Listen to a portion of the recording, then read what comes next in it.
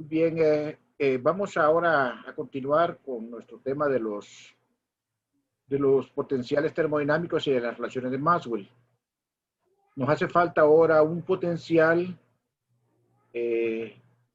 al que S, la entropía S y la presión P sean las variables independientes que representen de manera natural el sistema. Nuevamente tomamos la ecuación fundamental de la termodinámica, T de S igual a du más P de B, y hoy le vamos a sumar un 0 en la forma B de P menos P de B. Si juntamos acá, du más PB, sabemos que ese es el diferencial exacto que lo constituyen, U más P de B más P de P. O sea, todos estos tres términos son D de U más PB. Y entonces solamente queda aquí el menos B de P, que es este término que está acá. Y entonces vamos a definir la entalpía. Definimos la entalpía como la suma de la energía interna más el producto de la presión por el volumen. Y entonces de esa forma tenemos ahí la entalpía. Y entonces el diferencial de la entalpía sería T de S más B de P. Entonces este B de P queda acá, lo paso al otro lado y queda D de H, perdón, igual a T de S más B de P. Entonces la expresión que define la forma diferencial de la entalpía, y aquí ya tenemos aquí los coeficientes que nos van a dar en alguna medida las relaciones, las funciones termodinámicas y las relaciones calóricas. Acuérdense que el objetivo era aquí buscar a partir de primeras derivadas del potencial termodinámico las propiedades termodinámicas, las otras variables. En este caso ya tengo aquí T y B, entonces tengo que encontrar las otras variables en términos de ese potencial. Entonces, recordamos entonces que matemáticamente cualquier diferencial exacto se expresa en términos de sus variables independientes de esa manera. En el caso de H, parcial de H con respecto a S a P por D de S, más parcial de H con respecto a P a S por D de P. Entonces, si comparan con la expresión que define el diferencial de H aquí arriba, T tiene que ser la derivada parcial de H respecto a S y B tiene que ser la derivada parcial de H respecto de P. Y ahí tenemos entonces las otras dos variables termodinámicas, ¿verdad? Nuevamente, si yo elimino acá de H de las dos ecuaciones, voy a tener la ecuación de estado.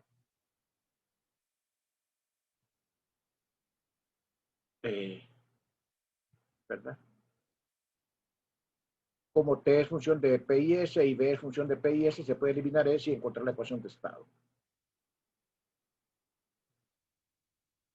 Por otro lado, ahí me perdonan, voy a ver la deducción esta CP igual a parcial de U con respecto a P a P más P parcial de B con respecto a P a P.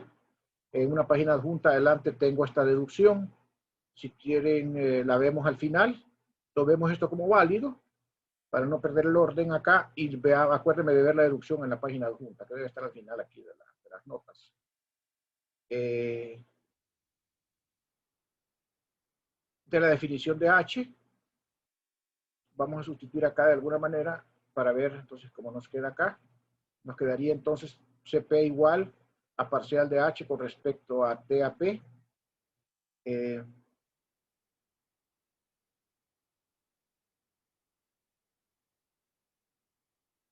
Y entonces, esto es de la definición de H y esto sería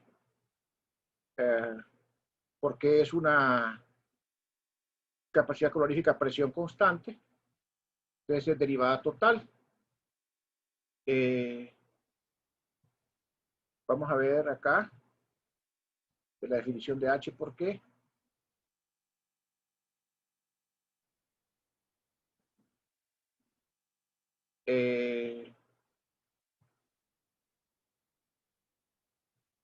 H es, de H es esto, entonces si ustedes toman la derivada parcial de H, lo que quiero tomar acá es la derivada parcial de H, la derivada de H, perdón, la derivada de H con respecto a T.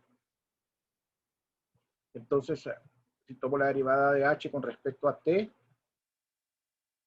acá la parcial de h con respecto a t a p, entonces este término es 0, y entonces esto sería la parcial de h con respecto a s a p por la derivada de s con respecto a t a p. Vamos a ver entonces.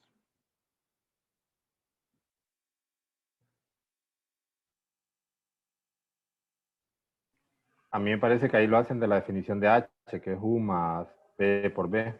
Sí, ¿verdad? Y entonces, Vamos a ver aquí sí, entonces. comparando la 109 con la 108. Sí, entonces vamos a ver aquí la 108 era la que debemos, que la vamos a justificar. Y la 109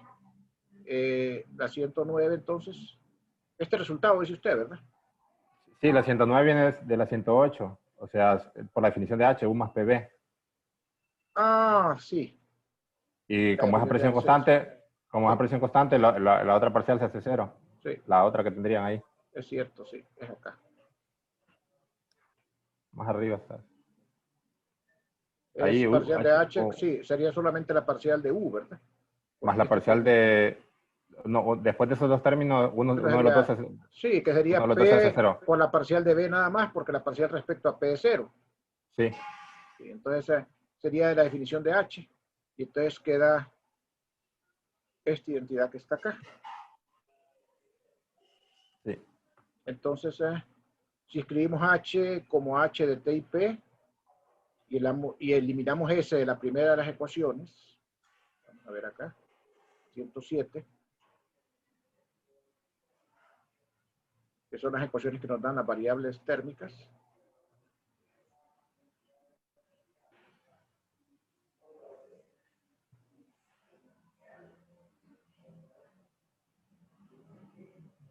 Entonces acá, vamos a ver.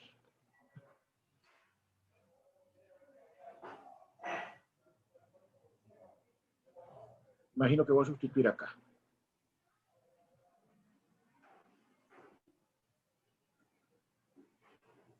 ¿Verdad? Voy a sustituir el término este que está acá. Parcial de H con respecto a T a P. Vamos a ver. Para llegar a esta que está acá.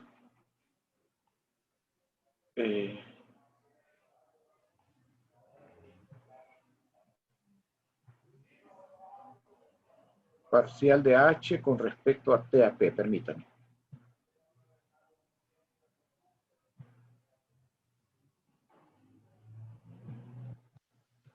A mí me parece que es de la 107. Como que la entropía... De la 107, vamos a ver.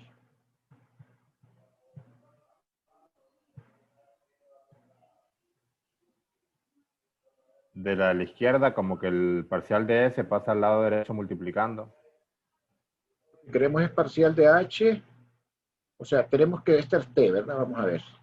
Y déjenme ver, es que ese es el problema cuando no hay pizarra. Hay que estar visualizando. A ver.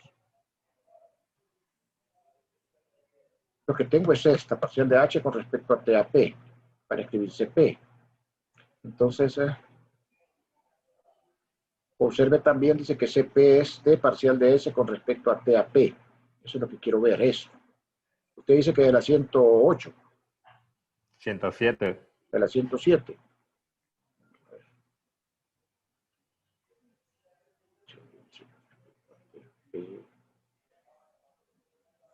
Como que ese parcial de S pasa al lado izquierdo multiplicando a T. Tipo Sí, como pero algo matemático. sí, no se puede justificar así. Vamos a ver, eso es otra razón. Aquí. Está aquí, creo yo. Parcial de, vamos a ver, de algún lado. Aquí se me fue ahorita. Vamos a ver. Sí, creo que Quiero, es de esa. quiero Es de justificar esa. esta 37. Sí, es de ¿Perdón? esa. Ah, Es no, de ya esa estaba. 106. Creo que estaba antes, creo yo, porque la tengo nominada aquí como 37. Ya la habíamos deducido antes. Esto la habíamos deducido antes, porque la tengo, mire, como 37. O sea, está en las notas anteriores esta. Aunque esa también se puede decir ahí rápido. Del anterior, solo sustituyen Usan esa de ahí arriba, la 109 y la 106. La 109 Y la la 106. 106. Vamos a la 106. Porque es a presión constante. Entonces el término de Este la es derecha se 0. hace Sí, 0. esta es una parcial Sí. de S, sí, tiene razón. Al hacer presión constante, si tomo la parcial de H con respecto a La T a S, sustituye la sustituyo y hago acá parcial, aquí me queda T parcial de S de ese, sí. respecto a T a S. A ver.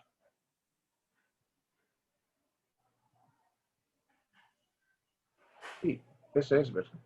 AP, perdón, es AP. Sí, de aquí de la 106 sale directamente, pero ya la habíamos deducido antes, pero sí sale aquí de la 106. De la 106. Si ustedes toman AP constante, este término es 0, y entonces solamente queda aquí parcial de H con respecto a T a P, con respecto a T a P, perdón, con respecto a, sí, con respecto a T a P es T, parcial de S con respecto a T a P. Porque, ¿verdad? Entonces, sustituye acá ese parcial, ¿verdad?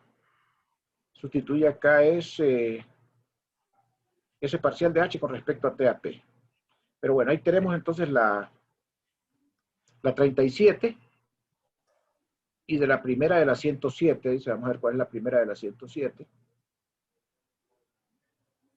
La primera de la 107 es que T es parcial de H con respecto a S a P.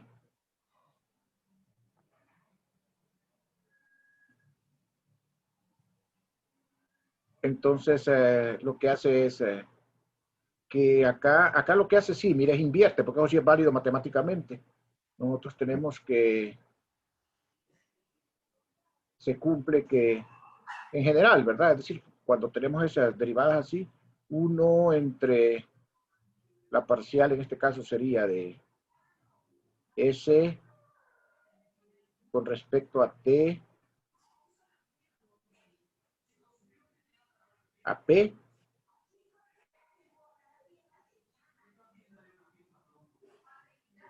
es igual a parcial de T con respecto a S a P. Eso es una propiedad matemática de las derivadas parciales. Entonces esa es la que se va a aplicar acá. Entonces aquí quedaría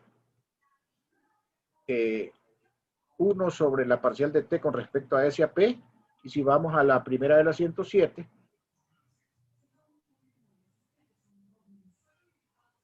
eso sería la derivada acá, ¿verdad? Parcial de T con respecto a S a P sería la segunda derivada de H respecto a S respecto a P. Y respecto a S, o sea, la segunda derivada. O sea, de esta que está acá. Y esto es lo que tenemos, o sea, la parcial de T respecto a P a S es lo que tenemos allá, entonces lo sustituyo por la segunda derivada. Y entonces me quedaría esta expresión de acá, ¿verdad? Porque lo que quiero es sustituir la parcial de S con respecto a T a P. Pero como es el inverso, entonces lo que me queda es T dentro de esto. No sé si lo captaron. O sea, esta propiedad. Y entonces Sí. ya obtuve la, ¿verdad? También la capacidad calorífica a presión constante en términos de la segunda derivada del potencial. Como pueden ver, siempre se va obteniendo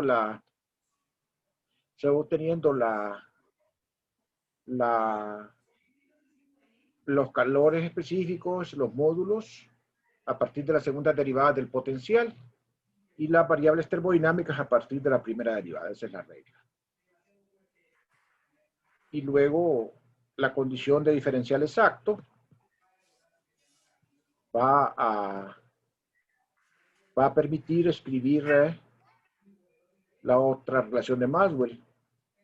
O sea, la segunda derivada acá es igual a la segunda derivada acá, y entonces la derivada que tomé aquí, que sería entonces la parcial de T respecto a P a S va a ser la parcial de V respecto a S a P.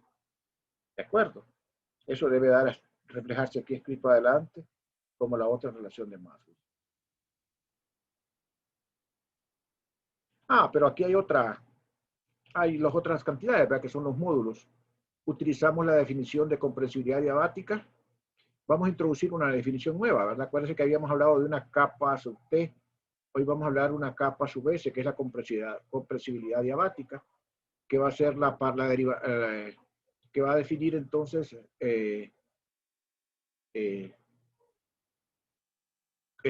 para la parcial de H con respecto a, vamos a ver, la segunda de 107 es B igual a la parcial de H con respecto a P a S. Pero la compresibilidad diabática entonces la definimos como la parcial de B respecto a P a S y la definimos como menos B por KS. Esta es la definición. Esta que está acá es la definición.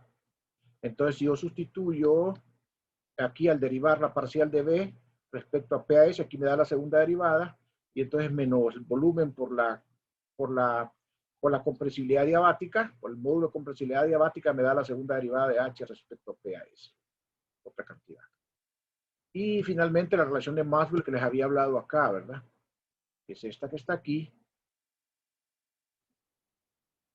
¿verdad? Que ya es la cuarta relación de Maxwell. Para interpretar físicamente la entalpía, la interpretación física de la entalpía dice viene de aplicar 109, que dice que es el CP/DH en DT/AP. Entonces, para un proceso isobárico, o sea, presión constante, delta H, si yo integro acá, paso el DT para este lado, e integro, entonces esto me da el calor liberado o absorbido a presión constante. O sea que la entalpía sería la cantidad de calor intercambiada entre el sistema y sus alrededores durante un proceso isobárico. Esa sería la interpretación física de la entalpía, ¿verdad? O sea, la sacamos directamente de acá, de esta expresión. O sea, al pasar el DT para el otro lado e integrar, entonces eso me da el calor específico, el calor a presión constante, o sea, la cantidad de calor intercambiada entre el sistema y sus alrededores durante el proceso isobárico. Por eso es muy importante la entalpía, ¿verdad? Se dan cuenta que los químicos hablan mucho en las reacciones de la entalpía de la reacción. No sé si han notado ustedes en los cursos de química general, ¿verdad? Se habla mucho de eso y es debido a que en efecto las reacciones, muchas de ellas ocurren a presión constante. Y entonces la entalpía es una de las cantidades que más se miden en ese tipo de procesos, en las reacciones químicas. Entonces, esa es la razón, ¿verdad? Por eso a la entalpía se le conoce como contenido de calor de un sistema. Un resumen acá nada más, ¿verdad? Tenemos las cuatro ecuaciones fundamentales que definen los cuatro potenciales, las cuatro que ya vimos ya.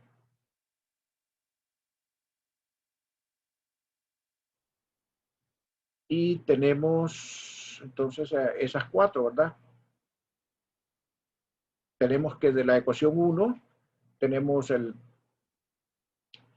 las variables termodinámicas y tenemos la relación de Maxwell M1 que le llamamos. De la ecuación 2 tenemos las variables termodinámicas restantes, ¿verdad? Y aquí tenemos la ecuación de Maxwell correspondiente. De la ecuación 3 tenemos las variables termodinámicas restantes, esta es la función de Helmholtz, y la ecuación de Maxwell correspondiente. Y de la ecuación de Maxwell 4 obtenemos entonces las variables termodinámicas restantes y la ecuación de Maxwell correspondiente. Esas ecuaciones de Maxwell son útiles cuando se conocen las ecuaciones que relacionan el potencial termodinámico con las variables independientes correspondientes. O sea, cuando tenemos las ecuaciones calóricas, U de T y B, perdón, las ecuaciones de energía, U de T y B, H de S y P, F de B y T y G de P y T y P. También es importante hacer notar que no todos los potenciales termodinámicos son independientes. O sea, conociendo uno de ellos se pueden determinar los demás. Por ejemplo, si conozco la energía de Helmholtz, encuentro U de la relación F menos T por S, o sea, F menos T. S es parcial de F con respecto a T a B, lo que da entonces U como función de T y B. Esa ecuación se le llama ecuación de Gibbs-Duhem 1. A esta, ¿verdad? La ecuación de Gibbs-Duhem 1, esta que está acá, nos permite encontrar entonces U como función de T y B a partir de F. Si tenemos H igual a U más P por B, eso nos da H de B y P, de B y T. Dígame. ¿Qué dice ahí arriba? La parte de U igual a U Ah, función ok, de T y esta B. es la, No, sí, aquí, ¿verdad? Ah, no, no, más ahí. da, aquí, güey, da, ¿verdad? ¿Qué Da, será que es? sí, da, y esto es Ah, da, de ecuación, la palabra da. da, de dar, sí. Esta es la Está bien. ecuación,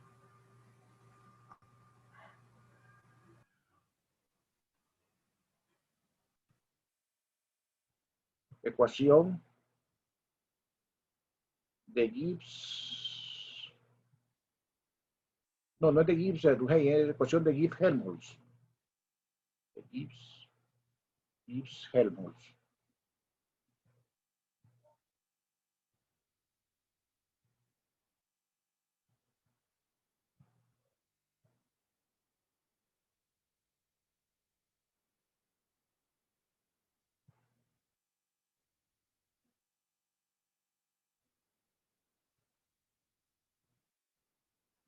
Helmholtz. Helmholtz. 1, ¿verdad? Porque por eso tiene ahí 1. Entonces, si conocemos la ecuación de H como función de T y B más PB, si conocemos, eso nos daría H de, más la ecuación de estado, nos da H como función de B y T, porque al quitar aquí PB, entonces nosotros podríamos ya conocer H como función de B y T si conozco U como función de T y B. Es otro ejemplo, ¿verdad? Y finalmente, si yo conozco G es U menos T por S más P por B, pero U menos T por S es H menos ST. O sea que si conozco H como que es una función de T y B, y yo introduzco acá el hecho de que S es menos la parcial de F con respecto a T a B, entonces ya esto me daría G como función de T y B, ¿verdad? Porque esta quedaría expresada ya como función de T y B. Entonces, así puedo yo ir conociendo los potenciales si conozco uno. Ahí los estoy teniendo a partir de la energía interna. Igual con G. Si parto que G es una función de T y P, y G viene definida entonces como G menos PB menos T por S. Perdón, U es G menos P por B menos T por S. U es G. En vez de poner aquí B, pongo, vamos a ver aquí donde saqué esto.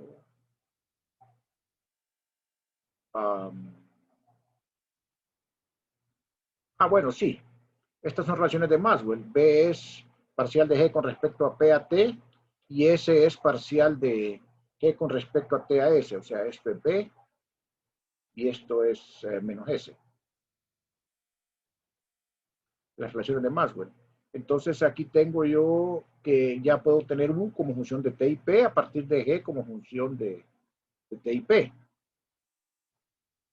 Y eso me da la ecuación de Gibbs-Duhem 2, esta que está acá.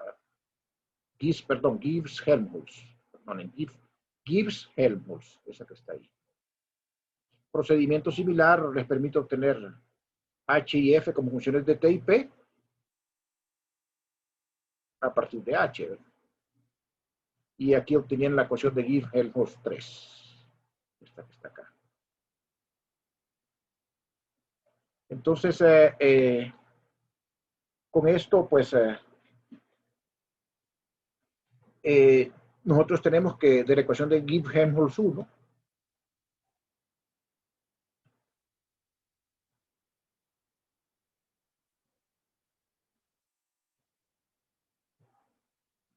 Si dividimos entre t acá,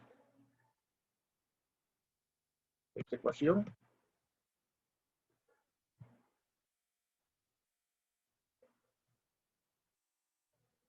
nos quedaría u sobre t cuadrado igual a f entre t cuadrado, dividiendo entre t cuadrado más bien menos 1 sobre 3 parcial de f con respecto a t a b. Si se dan cuenta ustedes, eso es un diferencial exacto. Ustedes toman la derivada de esto con respecto a t, esto que está acá, obtienen este término que está aquí.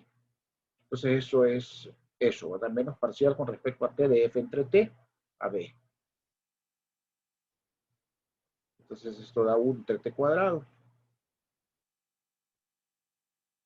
Por lo tanto, si, como esta es una derivada, si integramos este lado con respecto a t, f entre t va a ser menos la integral de u entre t cuadrado de t, más una función arbitraria de la otra variable, que es el volumen. Aquí tengo esto a volumen constante, entonces aquí queda una, al integrar, queda una función arbitraria de b.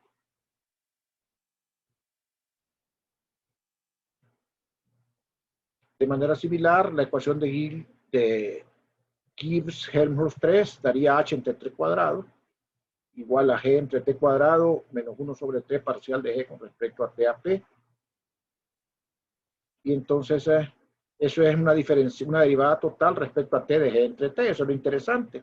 Y que entonces al integrar directamente nos permitiría encontrar g entre t de la integral de h entre t cuadrado de t más una función arbitraria de la presión.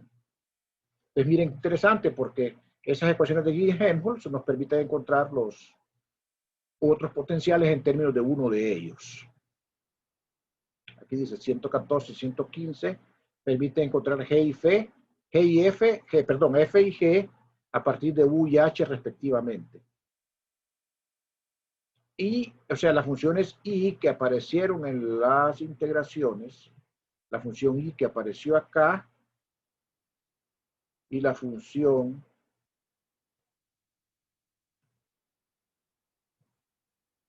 L que aparece aquí en la integración,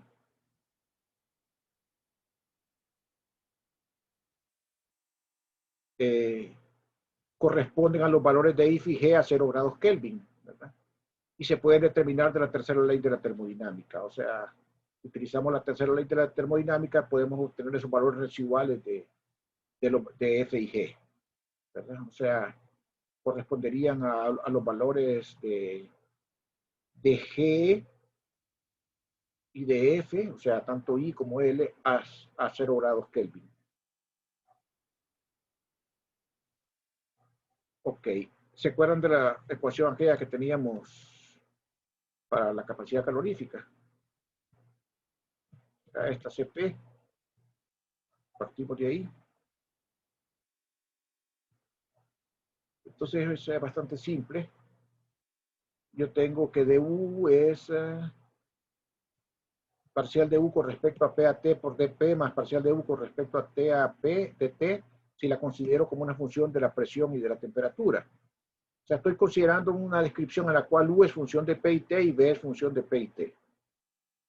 En ese esquema de u es esto. Entonces, d de b va a ser esto. Acuérdense que ustedes pueden cambiar de descripción libremente y escribir los correspondientes diferenciales y esa expresión sigue siendo válida. Por otro lado, la segunda ley nos dice du igual a dq menos p de b, o sea, dq igual a du más p de b. Entonces, si ustedes toman aquí la derivada de q, entonces va a ser du con respecto a p a t más p parcial de b con respecto a t, sustituyendo du.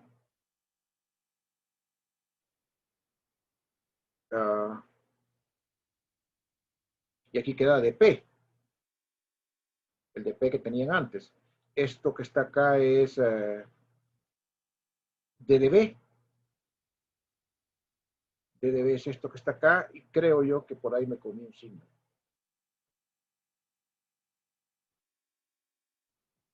Porque llevaba aquí un menos, ¿verdad?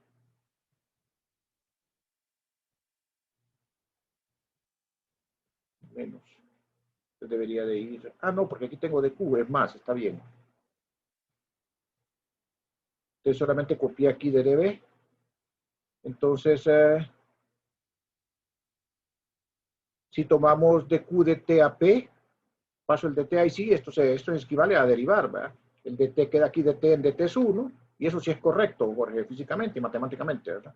dq en dt a b a p. Eso significa que, entonces, este término que está acá, ddp es 0, y solamente queda du de t a p, que es este que está acá, más p parcial de b con respecto a t a p. Y eso es, por definición, esto es C sub p. ¿Ok? Y ahí justificamos esa ecuación que la puse así allá de dedo, pero que está justificada aquí en esta parte. Bueno, con esto terminamos la parte macroscópica. Este no es un curso de termodinámica macroscópica. Por esa razón yo no comencé las leyes de la termodinámica, sino que las di por vistas, porque este curso se llama Termodinámica y Física Estadística. Entonces, pero sin embargo ya con esto ustedes adquieren una buena base de conocimiento de lo que son los potenciales termodinámicos, ¿verdad? Es una parte muy teórica, ¿verdad? Este es un curso diferente al que se puede ver en un curso de ingeniería donde hacen más énfasis en máquinas, en motores, en aplicaciones. A nosotros nos interesa más la parte teórica para poder desarrollar la mecánica estadística. Entonces, con esto vamos a dar por terminado la unidad 1 y la unidad 0, y aquí se acaba el contenido del primer parcial. Mañana voy a comenzar ya a ver el tema 2, en la cual vamos a ver ya elementos de probabilidad y estadística, que nos va a servir después para ya comenzar a ver el tema 3, que va a ser ya la descripción estadística de un sistema de partículas. Y finalmente, pues el curso va a terminar con los dos estudios de los dos ensambles más básicos, que son el microcanónico y el ensamble canónico. ¿Tienen alguna pregunta? Yo recomiendo que ustedes, bueno, los problemas, mire, son pocos, pero son bien formativos. Están duros, algunos de ellos están bien duros, pero son los problemas que los van a formar. Les van a enseñar a, permítanme que se me está descargando la batería y necesito moverme y estoy con movilidad un poco baja. Permítanme.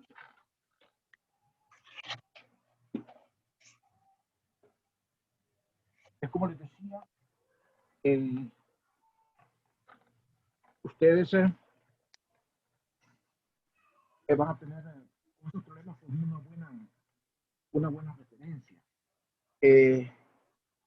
Jorge, lo puede con ellos. Si no tienen ellos algo que comentar. Ahí yo solo no he terminado de ver por qué cómo pasaba el paso anterior al último, pero ya vi que dijo que Es que como es a presión constante, ¿verdad? Entonces este término sí, se hace 0, ¿verdad? Aquí como hizo dt en dt, este es 1, y entonces solamente le quedan estos dos términos, ¿verdad? Sí, sí, eso no, ya lo vi, pero me costó un poquito verlo. Sí, pero ahí está, ¿verdad? Como pueden ver, ¿verdad? Yo lo que recomiendo es que ustedes hagan mejor una paginita. Sí, yo creo que un resumen, ¿verdad? De todas las ecuaciones, porque la termodinámica se trata de esto, de buscar relaciones. Y hay cualquier cantidad de relaciones, ¿verdad? Entonces se vuelve vasto. Hay a veces uno, pues, por eso yo entiendo cuando no hay cómo comenzar con los problemas, porque si uno no tiene mucha experiencia de cómo entrarles, entonces cuesta un poquito, ¿verdad? Pero ahí va a ir aprendiendo poco a poco. Les recomiendo entonces que hagan su tarea completa, ¿verdad? Ya que ustedes han llegado hasta este punto, hagan la tarea completa, no se desanimen, ¿verdad? Sigan trabajando. ¿Algún comentario? Falta la captura. Yo tenía una pregunta. ¿Y con quién tengo el gusto? Christopher. Sí, dígame, Christopher. En el ejercicio 5, el n que dijo que faltaba, no era que multiplicaba todo al lado derecho. No. O sea, n por 1. Es n por 1 nada más, porque en el otro lado está ya multiplicado. Usted ve que en el otro lado dice ya n de t entre b. No, Ajá. está correcto.